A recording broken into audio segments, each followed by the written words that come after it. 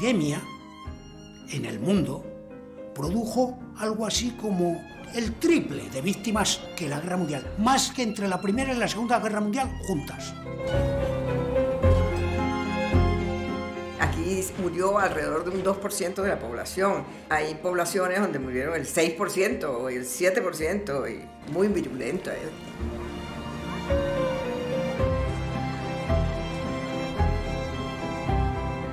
Se estima que en torno a 40, 50 millones de personas murieron en un breve periodo de tiempo, en unos pocos meses. Ya son muchos muertos, sobre todo en edades activas. El primero de todo fue un fracaso para la medicina, que ya se sentían, que ya conocían las bacterias, que ya empezaban las vacunas, y resulta que no.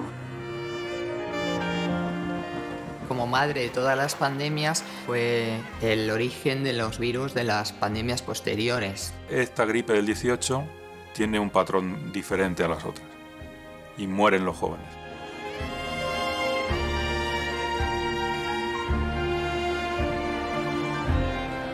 Un tercio, más o menos, de la población total quedó enferma. Eso significa que en España enfermarían entre 7 y 8 millones de personas. El sistema ferroviario y también el sistema de conexión por buques fue difundiendo la pandemia a lo largo de todo el mundo.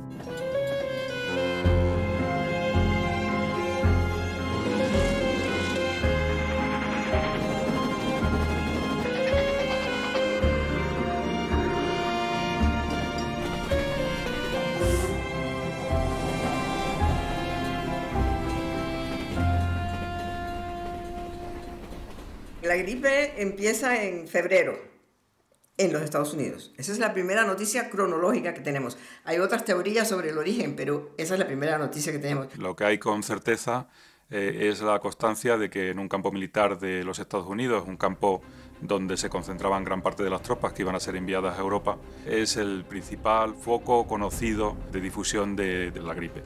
Y entonces empiezan a venir miles de muchachos de los campamentos militares de allá, muchísimos de ellos enfermos. Llegan a Europa y se produce la difusión masiva de la gripe en el continente europeo.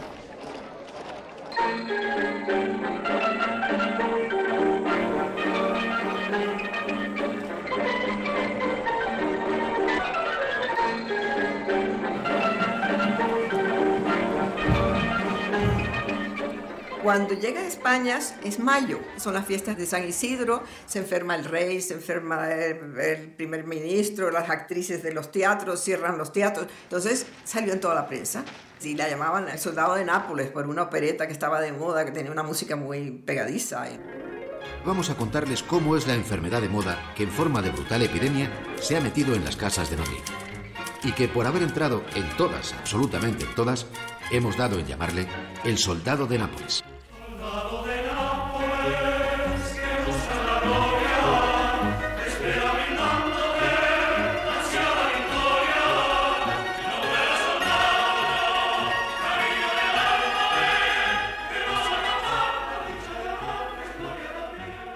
Parece que un periodista inglés que estaba despistado escribió que estaba aquí, escribió a Inglaterra que aquí había una epidemia de gripe muy fuerte. No sabía que ya Francia, los Estados Unidos ya la estaban padeciendo. Y ahí empezó lo de gripe española. Nadie le da ninguna credibilidad, claro.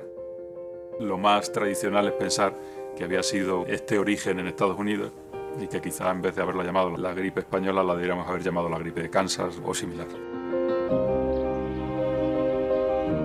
El gran número de casos, nuevamente, de los soldados que regresaban a casa, a Estados Unidos, a Australia, a otros países del mundo, pues fue un poco el factor que permitió la propagación mundial de esta pandemia y llegó a todos los lugares del mundo.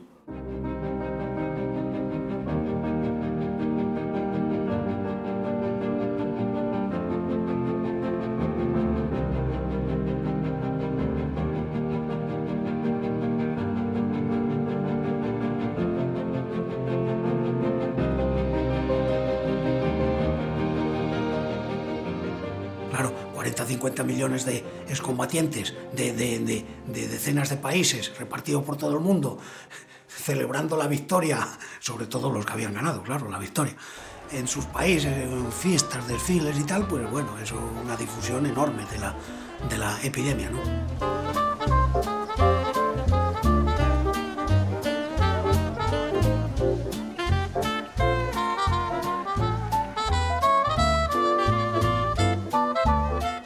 Otra hipótesis que se ha planteado desde un epidemiólogo famoso, que es John Oxford, él plantea que el virus ya estaba circulando en 1915 dentro del continente europeo.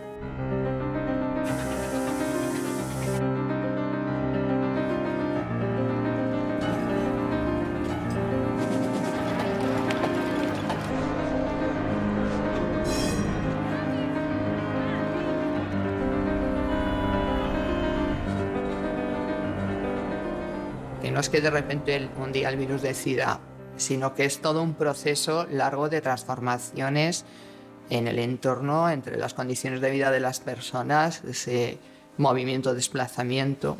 En una pandemia el proceso de difusión es bastante rápido si tú tienes unos medios de transporte que lo favorezcan. Hay algún investigador que plantea que es probable que hubiera población china que tuvo que venir en 1917 a Francia y que pudieran ser los que pudieran haber transportado el virus en ese momento. Incluso plantean el origen de la pandemia en Francia.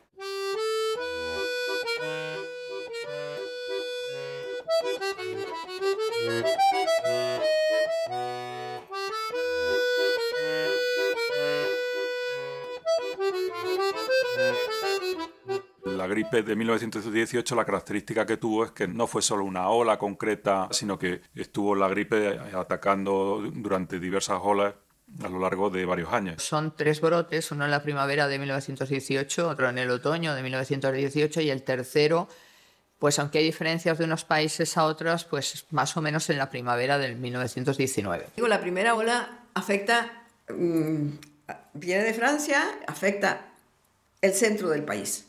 Madrid, sobre todo, Madrid fue impactada por esa primera ola que era más bien benigna. Desde hace días cunde en Madrid una epidemia que hasta ahora se presenta con caracteres de benigna, pero tiene justamente alarmados a todos los vecinos de la corte. La enfermedad, cuyos síntomas son generalmente vómitos, fiebres, diarreas y dolores en todo el cuerpo, es en el fondo algo semejante a la gripe o trancazo. Pero no llega a meterse en la parte rural y nada. Viene, explota como una gripe fuerte, pero sin tanta mortalidad. Pero es que la ola del otoño del 18 fue la peor de todas. En España, el 75% de la mortalidad que se produce durante toda la pandemia del 18 se produce en octubre-noviembre.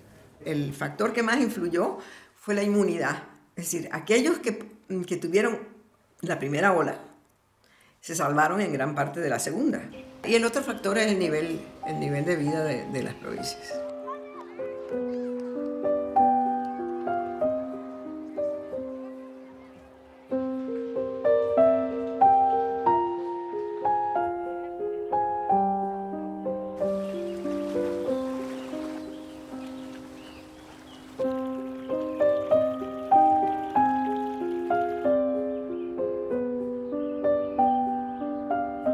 Murió mucha gente, yo sé que en 18 hubo muchos muertos. En aquellos tiempos había un médico para todo, casi todo el partido judicial casi lo llevaba un médico solo. Se llama el doctor Cebreiro, cobraba muy poquito, era un doctor muy humano, a los pobres no les cobraba nada.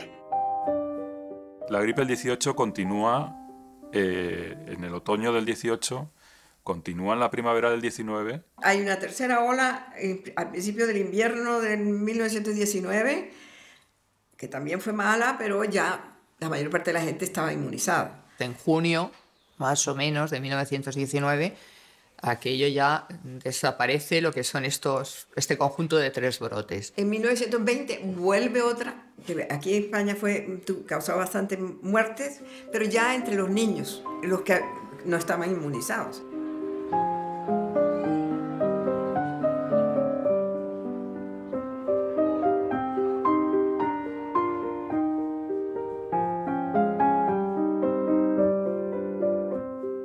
Las gripes pandémicas, pues en nuestra historia reciente nos han enseñado que vienen en torno a 30, 40, 20 años y muchas de ellas proceden de recombinaciones entre virus aviares o virus de otros animales y virus que están circulando en la especie humana. El virus de la gripe hay millones y circulan entre los patos silvestres. Y estas aves migratorias infectan a las focas, infectan a otros mamíferos y poco a poco el virus hasta que encuentra una forma de infectar al hombre. En aquel momento, en el año 1918, no se conocía todavía el virus de la gripe. Se estuvo durante mucho tiempo tratando de aislar bacterias que fueran las culpables de la patología. Y con esta pandemia eso no ocurrió, porque no se logró aislar o poder ver un germen que fuera el productor de la gripe. Durante aquella época, pues, muchas personas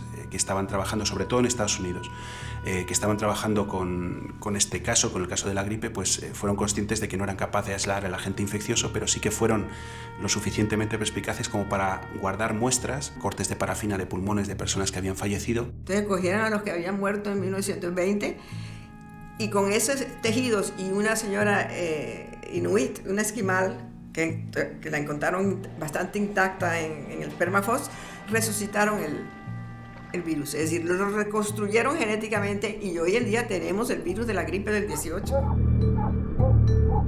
Durante la epidemia, en España y en todos los sitios, se creía, no se sabía que era el agente, el patógeno, que era un virus, se creía que era una bacteria, el bacilo de Pfeiffer. La idea era aislar el germen, ese bacilo, para fabricar un suero específico y una vacuna para prevenir y el suero para tratar. Es más, las vacunas que se aplicaron en España también, eran un compuesto del bacilo de Pfeiffer que sí que tuvieron algún efecto positivo, seguramente, porque había una gran comorbilidad entre el virus de la gripe y la neumonía.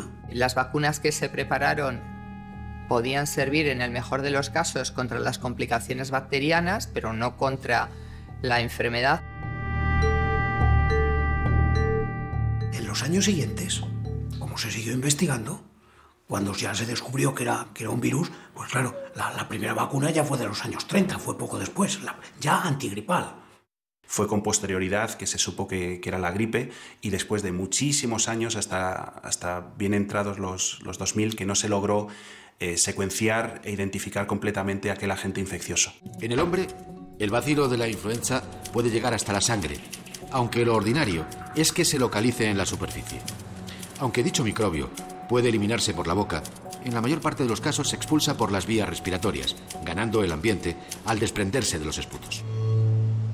Ese virus afectó sobre todo, aunque afectó a la gente que normalmente pues sufre la gripe, afectó también a niños, afectó a personas mayores, afectó con especial virulencia a personas jóvenes. De 20 a 40 años, sobre todo, no solo los afecta, sino que los mata. Y eso crea un impacto social y un impacto psicológico mayor, primero porque enferman muchos más los jóvenes y mueren mucho más los jóvenes, y eso supone pérdidas de personas en edad reproductiva, de padres y madres de niños, produce que mucha gente enviude y produce un cambio radical o un cambio importante en la sociedad.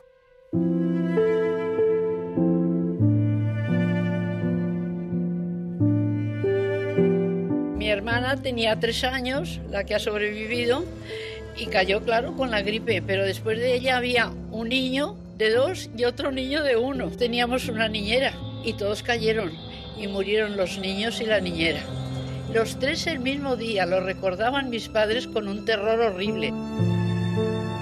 La gripe española, de alguna manera, estaba afectando a personas que no tenían nada de inmunidad frente a esa gripe, pero es posible que personas ya pues por encima de 40, 50 años hubieran sufrido alguna gripe anterior y que de alguna manera tuvieran su sistema inmune preparado para luchar contra ella. No así las personas más jóvenes.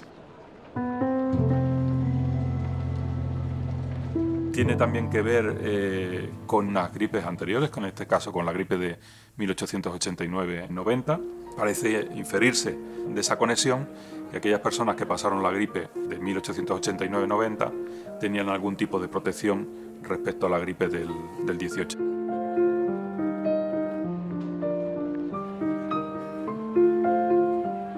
Cuando una persona enfermaba de este tipo de gripe, la patología era muy rápida.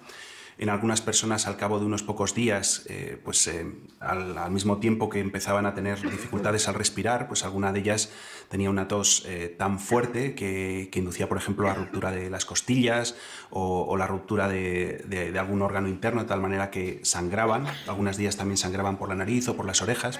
La teoría que más fe se le da es que fue como una tormenta de citoquinas. Las citoquinas son la forma como el sistema inmunitario se defiende contra una infección. Entonces el área afectada se inflama para que puedan llegar los anticuerpos.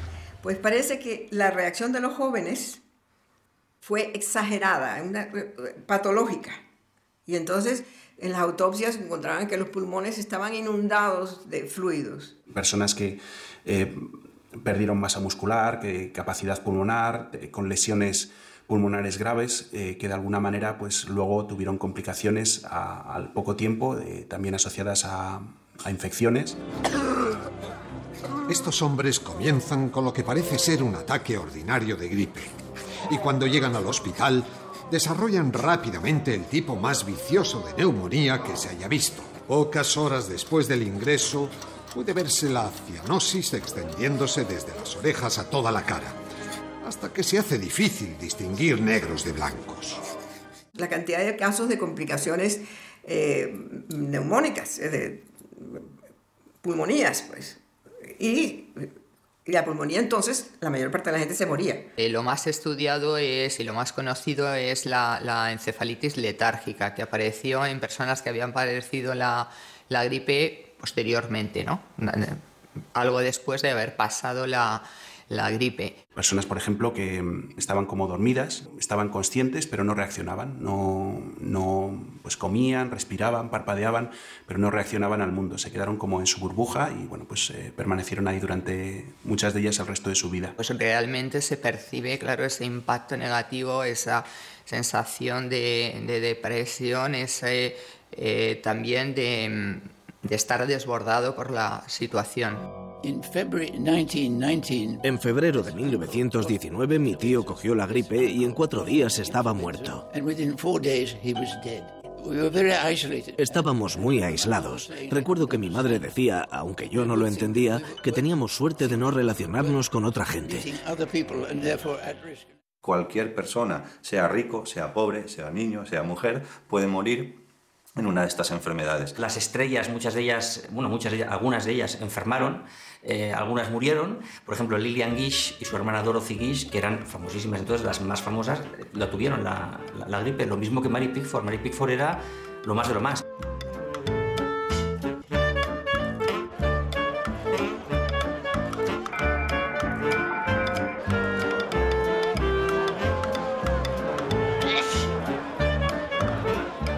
Estornuda para, poder pasar, ¿no? Hay gente, entonces, para poder entrar a un sitio, poder pasar, empieza a estornudar encima de la gente. Pero ya lo hace como un gag cómico en el fondo. Murió pues una estrella hoy olvidada, que no conocemos, a lo mejor no la conocemos porque murió y no pudo desarrollar más carrera, que era Harold Lockwood.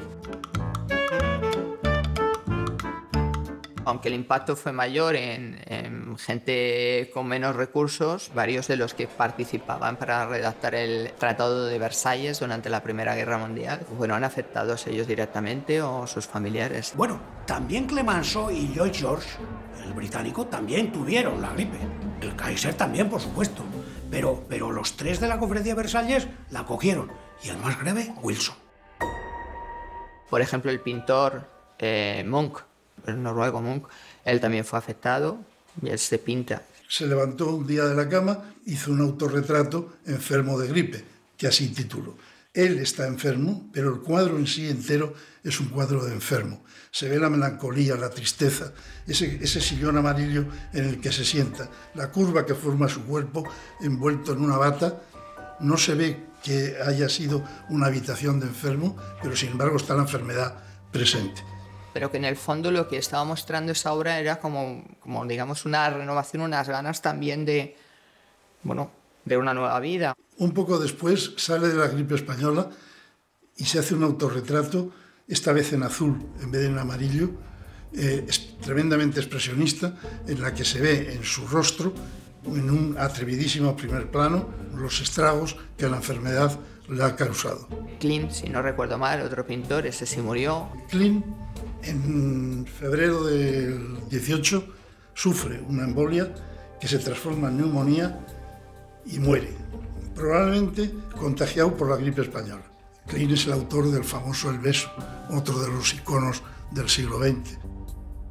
La gripe del 18 sí que supuso un miedo y unos confinamientos que implicaron una mayor creatividad. Es visible en Schoenberg y en Stravinsky también ese cambio en el tipo de música. La música dodecafónica surge como todo ese proceso realmente. Hay muchos factores. La pandemia tuvo que ver, pero tuvieron que ver también el desmantelamiento del antiguo régimen en todos los sentidos, político, social, moral, ético, ¿no? Prokofiev no llegó a contraerla, pero estuvo toda su vida preocupado precisamente porque tenía miedo de poder hacerlo. Bartók tuvo una infección de oído que prácticamente le llegó a dejar sordo. Stravinsky también. Es que muchos de los compositores pasaron por esta gripe del 18, de los que fueron a Estados Unidos, porque fue uno de los primeros lugares donde se empezó a difundir.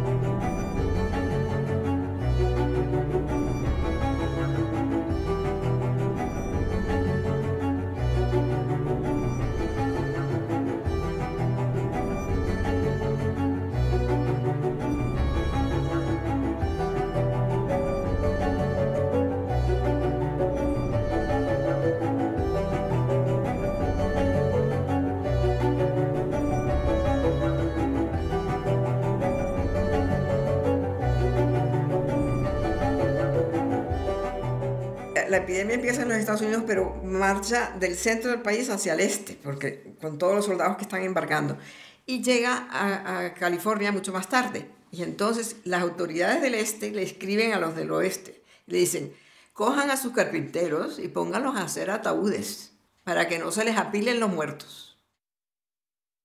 En ese momento no había antibióticos, la penicilina no aparece hasta 1945, que se empieza a usar, y lo que se utilizó son variados tratamientos para atender a los síntomas. Tratamientos paliativos, trataban de bajar la fiebre, tratamientos antibacterianos con antibióticos, Salvasan, tratamientos que en principio no iban a afectar al virus, iban un poco tratando de aliviar, en caso de que el paciente tuviera una sintomatología muy grave, aliviar esa angustia de no poder respirar. O sea, medidas, digamos, de tratamiento sintomático que decimos y de soporte general, ¿no?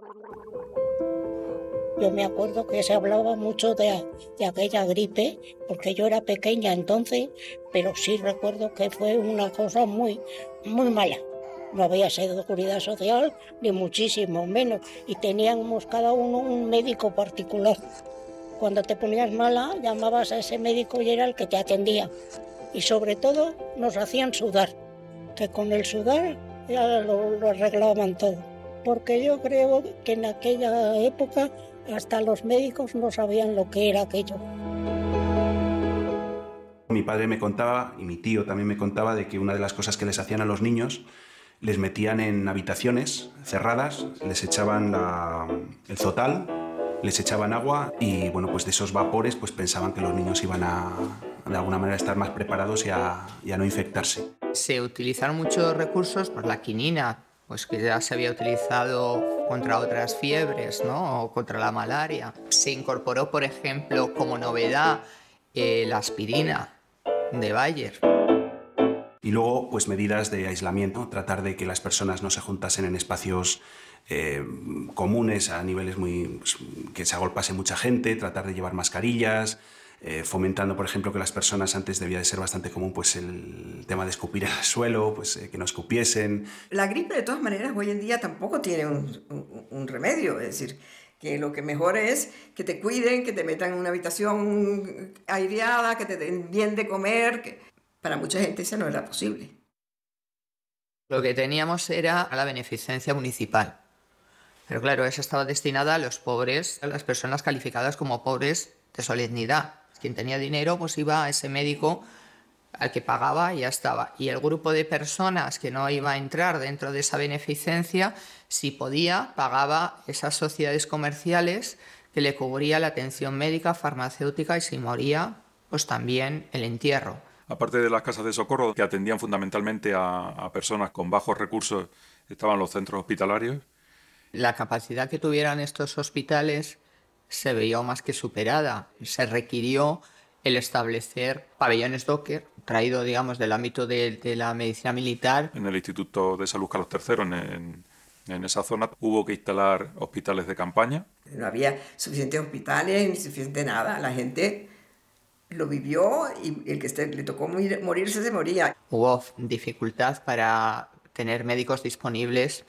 De hecho, se utilizó a los estudiantes de medicina del último año. O sea, se buscó tratar de cubrir esas necesidades. En Madrid y en otras ciudades, el gobierno permitió que médicos y enfermeras jubilados, eso sí, remunerados, sirvieran para asistir a los enfermos en las epidemias. Que entonces se iba a la casa socorro y nos atendían muy bien. Se jugaba en la calle, a la comba, había todo, se jugaba, eran otros juegos, otras cosas. Las autoridades médicas, sobre todo, y algunas militares, pero sobre todo las autoridades médicas, sí que señalaron los problemas y las medidas que había que tomar.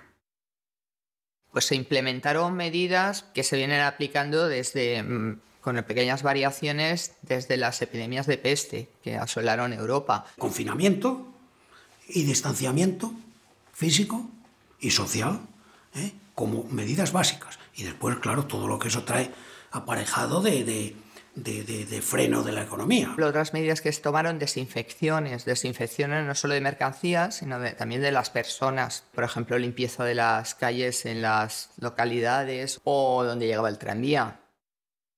Generalmente coincidían los políticos del momento en que había que tomarlas porque también había que mostrar a la población que se estaba haciendo algo.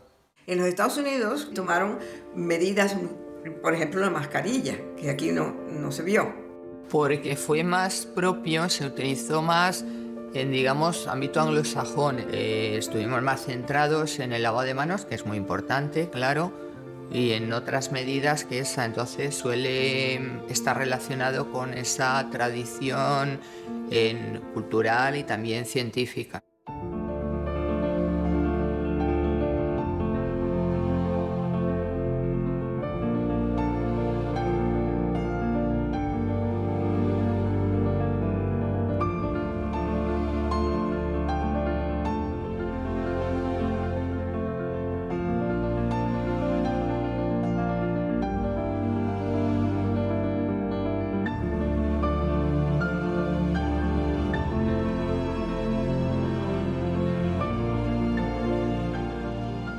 Cerraron universidades, cerraron entretenimientos públicos. En Madrid, a nivel de prensa, intentaban que desde los periódicos no se difundiera información, o sea, la referida a nuestro país, se le diera la mínima importancia. Que se detenga, que no se diga, que...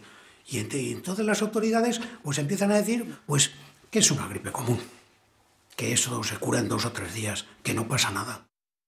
De entrada, digamos, era como algo banal, entonces no había esa percepción del riesgo. Pero a medida que eso se prolonga y o sea, va aumentando el número de casos, de muertes, es decir, se va agravando, pues cambia totalmente la percepción y se pasa a una percepción de verdadera gravedad. Esto es una constante en todas las epidemias, se da en todas. El rechazo inicial de las autoridades a admitir la epidemia, la existencia de la epidemia. En Estados Unidos, algunas ciudades, por ejemplo San Francisco, aplicó las medidas pronto y muy bien, hasta el punto de que el incumplimiento del lockdown y del uso de mascarillas estaba penado con grandes multas y hasta con cárcel.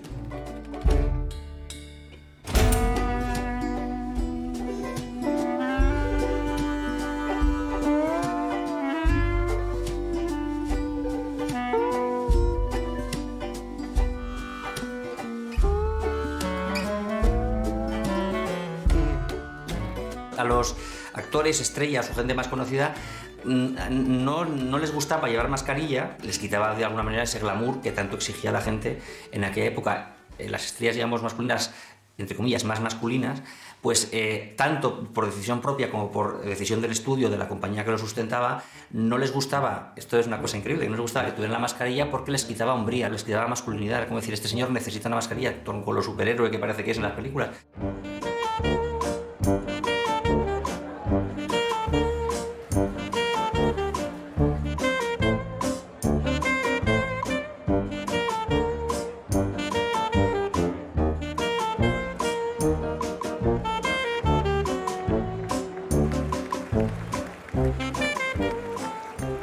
Aquí también había denuncias a veces de que el contraste, ¿no? Se cerraba la universidad, pero se permitía que el café, el teatro estuviera abierto o que incluso se organizaran grandes procesiones. Esta segunda ola se penetró a los pueblos más remotos de España.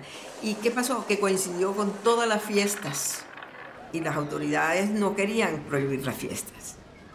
Claro, se hizo tarde, se hizo mal, la gente no creía a las autoridades. Se imponen medidas de prohibición, se prohíben ya las fiestas que ya habían pasado, claro. Y la iglesia se le da por hacer una novena multitudinaria para pedirle a Dios que se pare la pandemia. Las medidas tienen que ser rápidas y mantenidas durante mucho tiempo. Se vio que las ciudades donde se habían impuesto estas medidas antes salieron mejor libradas. En los años 20, los estados que aplicaron el confinamiento creció su PIB 5 o 6 veces más que los que no lo aplicaron. Estaba la discusión, como siempre, si optar por la economía o por la salud. Y es un dilema absurdo, porque es que sin salud no hay economía.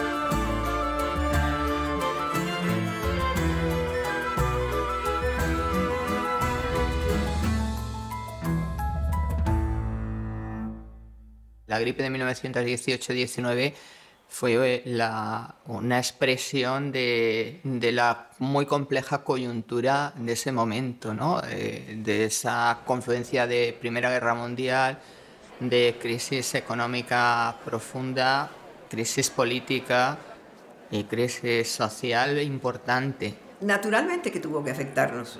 Padres de familia muertos, absentismo violento, consumo cero. Hubo muchísimas dificultades, claro, una economía de guerra, pues naturalmente, bueno, y los países europeos se endeudaron con Estados Unidos, que era el principal acreedor en miles de millones de dólares.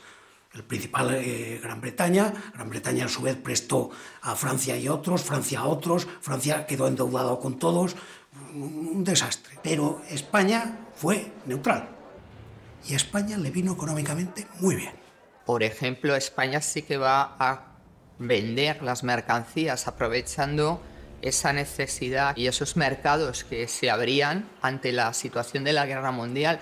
Claro, como los otros países, una economía de guerra no podía producir para comer, sino para disparar bombas y material de guerra, ¿no? Pero claro, eso significó, digamos, desde el punto de vista de la macroeconomía, un enriquecimiento, pero a nivel de la ciudadano de a pie implicó menos recursos y la elevación de los precios. Porque los precios sí que es verdad que empezaron a subir en España desde el año 17, pero en el 18 dieron un salto todos los índices de precios. Y el mayor periodo de todo el primer tercio del siglo, hasta la Guerra Civil, hasta el 36, de aumento del índice de precios es el del 18 al 20. Qué casualidad, los 3 de la pandemia. Los distintos ayuntamientos tuvieron que pedir créditos o establecer créditos o pedir la ayuda al gobierno para poder, por ejemplo, el Ayuntamiento de Madrid, para poder comprar trigo a Argentina, para poder fabricar pan, para poder comprar medicamentos. Y sin embargo, el campo no se quejó y era el que peor estaba. Pues los agricultores, los que mantenían la explotación bien, pero muchos enfermos. Bueno, que sí llegó y creo que murió muchísima gente. Allí todos eran labradores. Y el médico Estaba en un pueblo para 3 o 4 pueblos. Y claro, cuando llegaba al último ya se habían muerto la mitad. Gente que murió en el pueblo, que se quedó casi en blanco. Mucha gente. Los campesinos que tenían que cuidar de las vacas, que tenían que recoger la cosecha, muchos de ellos morían por eso, porque hacían demasiadas cosas, salían a trabajar, etcétera, etcétera. La población tenía dificultad también para llegar a tener pues carbón, para poder utilizarlo en sus cocinas. Sumado a eso viene una enfermedad que impacta mucho, que te mantiene en cama y te puede conducir a la muerte. Continúa extendiéndose por Madrid la epidemia de gripe que hoy ha entrado en casi todas las casas del vecindario, produciendo numerosas bajas en las oficinas del Estado, redacciones de periódicos y, en general, en centros donde se aglomeran muchas personas. En España, desde luego, sí que hubo en los años 20 un gran crecimiento en obras públicas, un aumento de la industria y de los servicios. En la década de los 20 es cuando cae el peso, sigue siendo mayoritario, pero cae por fin, después de casi prácticamente un siglo, el peso relativo de la agricultura en mano de obra y en el PIB español. La economía norteamericana en los años 20 cambió enormemente, las grandes cadenas de mercado, el gran consumo, pero si eso es efecto, en alguna medida, de la gripe o de la expansión económica eufórica de los felices años 20, pues eso es muy difícil, precisarlo. Lo que hizo esta gripe, en realidad, fue un punto a favor, un punto enorme a favor, para que los grandes se comiesen a los pequeños. Y esto fue aprovechado por, especialmente, Adolf Zukor, que era uno de los pioneros de Hollywood, los primeros que llegaron a Hollywood, y su estudio, que era Paramount Pictures. Lo que hay constancia es que Adolf Zukor hizo su agosto, ¿no?, con esto, es decir, se benefició de todos los pequeños cines o pequeñas distribuidoras incluso o exhibidores para absorber a todos estos pequeños y hacer una cadena, empezando a crear ese monopolio. La era de los grandes estudios se logró ese esplendor porque tenían un monopolio que luego se acabó.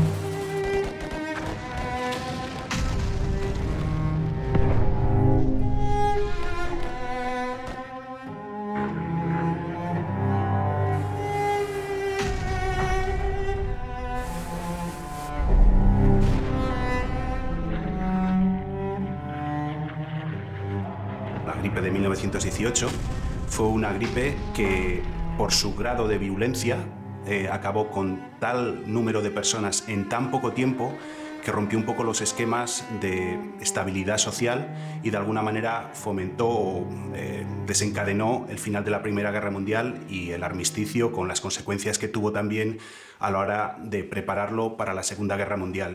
Hay un investigador sudafricano que tiene esa hipótesis, que la gripe del 18 afectó a la guerra en su conjunto y que pudo determinar también la forma en la que finalizó la guerra.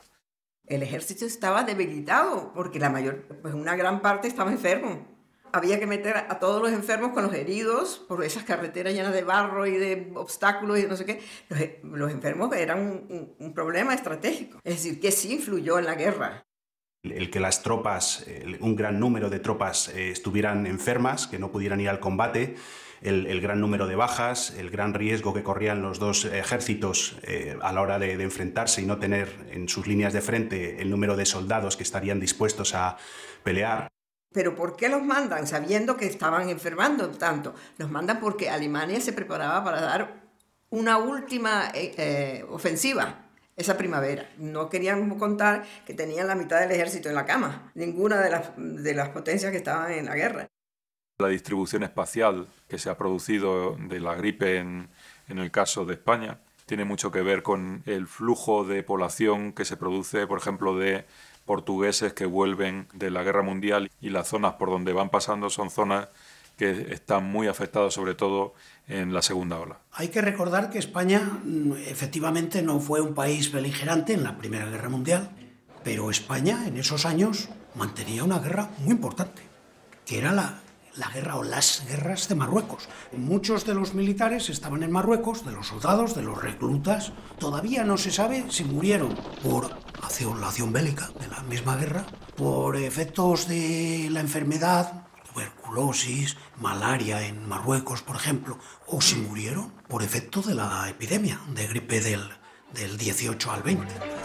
En Barcelona la gripe fue muy fuerte porque había vuelto tropa de África. Había mucha gente que vivía en las barracas del Somorrostro, el Barrio Chino, en la montaña de Montjuïc, junto a las fábricas de carbón. Se contagiaban en los cuarteles, en los colegios, en las iglesias, en los cines, en los teatros.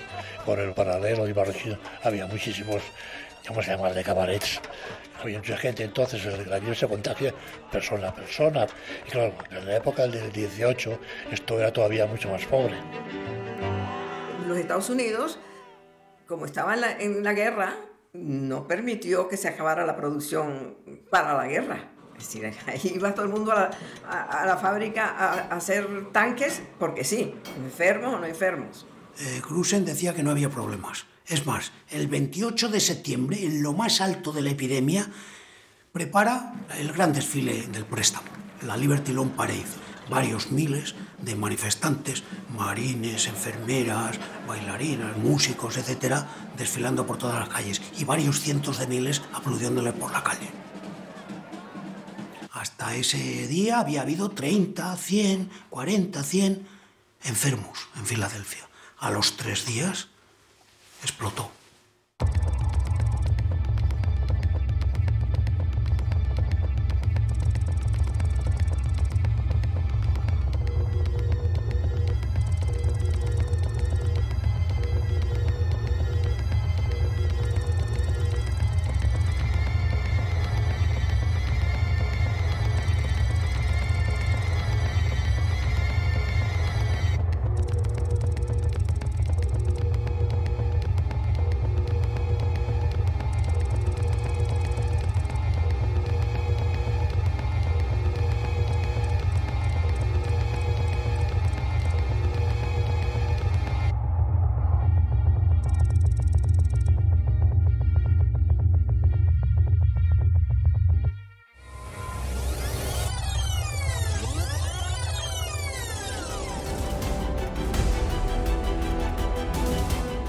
¿Y eso qué es? La gripe española.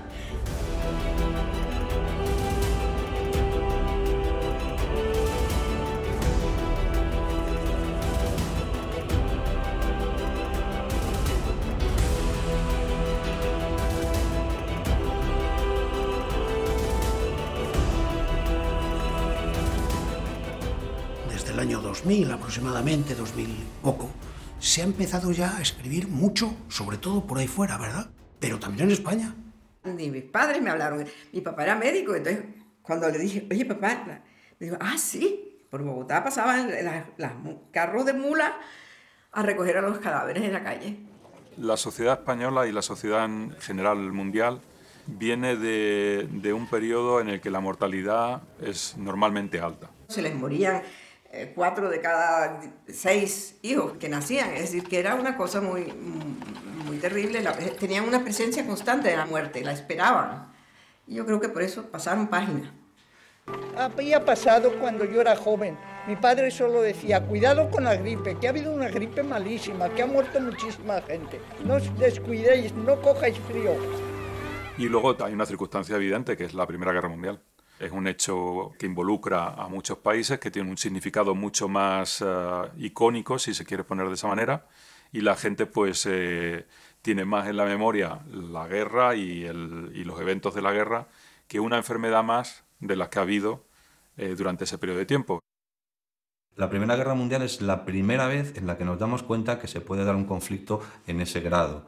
Y después de esa Primera Guerra Mundial, de repente llega curiosamente, una de las primeras pandemias que se acercan a la globalización. Fue un olvido, yo creo que voluntario. Si a ti te matan a tu hijo en la guerra, pues lo glorifican. Europa está llena de monumentos para los muertos de esa Primera Guerra.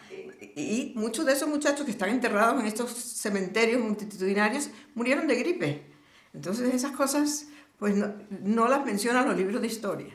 En 1918 la gripe llegó a los cuarteles de la Armada en Devonport. Murieron cientos, caían fulminados. Amanecí en el gimnasio. El hospital del cuartel estaba a tope, así que nos llevaban al gimnasio. Éramos muchos enfermos y nos fumigaron. Calentaban unos tanques llenos de desinfectante Jace con un tubo conectado, de modo que salía una gran nube de vapor. No veías nada. Llegué a pensar que nos querían gasear para librarse de nosotros. No recibíamos muchas atenciones de las enfermeras. Éramos tantos, ¿sabe? Fue bastante aterrador. Claro, en el pasado estoy hablando de las pestes del siglo XVII o del XIV al XVII. Como había una cada 10 o cada 5 o cada 14 años, pues ¿para qué recordar la de hace 14 años si tienes otra y la vas a tener? Las dos pandemias que estuvimos después, que fueron la del 58 y la del 69, los virus que los provocaron tienen componentes genéticos del original de la gripe del 18. Ya mutado, ya mucho más, ya no causa el horror de entonces. Se ha creído durante mucho tiempo, ya desde mediados del siglo pasado, que la época de las grandes epidemias se había acabado, que ya no iba a haber. Sin embargo, la realidad ha sido diferente. Y entonces aparece la fiebre de ébola o la legionelosis y luego aparece el SIDA. Ese virus nunca se fue. Es un virus que ha sabido sobrevivir a todo. Parece que con más frecuencia, cada vez con más frecuencia, se pueden estar sucediendo este tipo de episodios porque se han roto equilibrios, porque se ha degradado bastante las condiciones de vida de la población a nivel mundial. Todos esos son elementos que ayudan y facilitan que se pueda producir este tipo de fenómenos. Por eso, desde hace muchos años se está diciendo, hay que estar preparado, viene una pandemia. Y lo siguen anunciando, que va a haber más de gripe o de coronavirus o de algunos de los varios cientos de miles de virus que corren por ahí. Es verdad que el impacto fue tremendo porque desde el punto de vista demográfico, porque se calcula que produciría entre 50 y 100 millones de muertos en el mundo. Es difícil de estimar exactamente el número de muertos porque en muchos de los países que fueron afectados no existe o no existía en ese momento un registro de mortalidad fiable. Tienes que controlar no solo a aquellas personas que fueron diagnosticadas con gripe, que no fueron ni siquiera la gran mayoría. Tienes todos aquellos que mueren por neumonía, bronconeumonías y otra serie de enfermedades, diagnósticos que habían sido provocados por la gripe. ¿Que puede volver a aparecer un virus? Pues sí. Los virus en general no matan a las especies, matan a animales de esas especies. Tenemos la suficiente variabilidad genética y la suficiente capacidad de haber recordado o de tener un sistema inmune amoldado a cosas parecidas a ese posible virus que infecte, que tenga esa patogenicidad, que siempre va a haber alguien que sea capaz de sobrevivir a esos virus. Todas las epidemias en la historia siguen una secuela idéntica. Empiezan por la negación, pasan por la resignación y acaban en el olvido.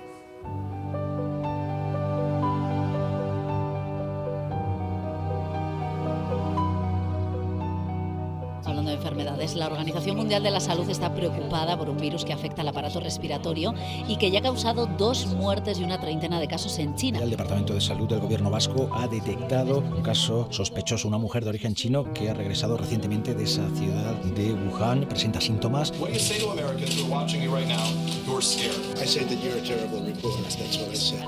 uso de las mascarillas sí que puede ser interesante en los pacientes con sintomatología y eso las autoridades sanitarias lo indicarán. Para decretar el estado de alarma en todo nuestro país, en toda España, durante los próximos 15 días. Es cuestión de acostumbrarnos, yo creo que al principio, ¿sabes?